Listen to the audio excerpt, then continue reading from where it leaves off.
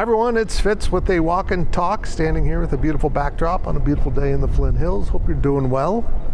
Hasn't been fun to be around here, apparently, too much, but they are trying to just move on from that loss. You can't let it linger too long. Of course, we're talking about K-State losing 29-21 on Friday in Stillwater, where the team just looked completely disjointed and never really fully engaged in the game.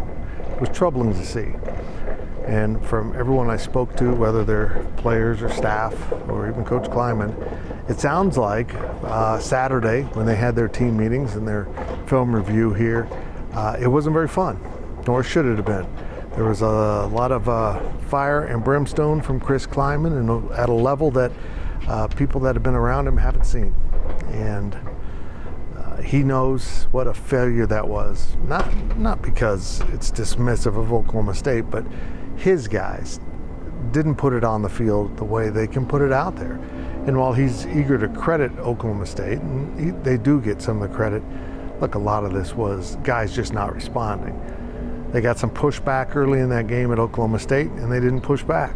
And it's hard to explain with a team that is this experienced when you have mistakes like the interception right before halftime. It was a fourth-year senior throwing to a sixth-year senior, and they're not on the same page. The snap on a fourth down towards the goal line. You've got a fourth-year senior and a fifth-year senior in Hayden Gillum, sixth-year, snapping the ball, and they miscommunicate.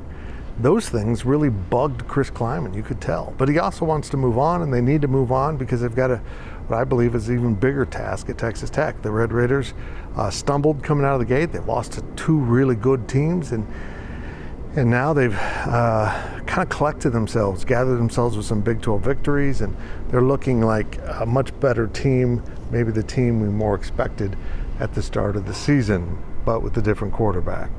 And for me, look, this really comes down to K-State. If these guys want to be serious about getting back to the Big 12 championship game, and it's still possible. You know, you run the table, you're there. I know it seems unlikely, but it's on the table. It's still, if they can just start picking these wins off like they should have started with Oklahoma State. The other thing I really want to address is the incredible overreaction of people.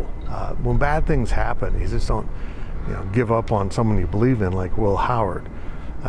And it's very clear in talking to people inside this building right here that Will Howard's starting quarterback. Some of you have just lost your mind. Should Avery maybe play a little bit? Absolutely. But you don't just throw a guy out the window for having a bad game. That's not how any organization works.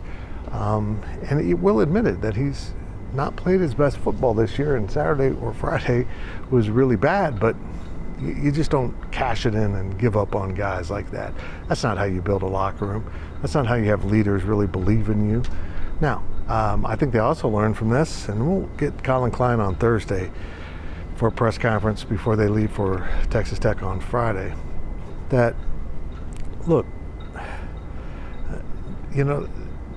guys just sometimes don't play as well as they should, but then you got to get them back into practice and correct those errors. And if Will's been a little bit below expectations this season, it's because he set those expectations high.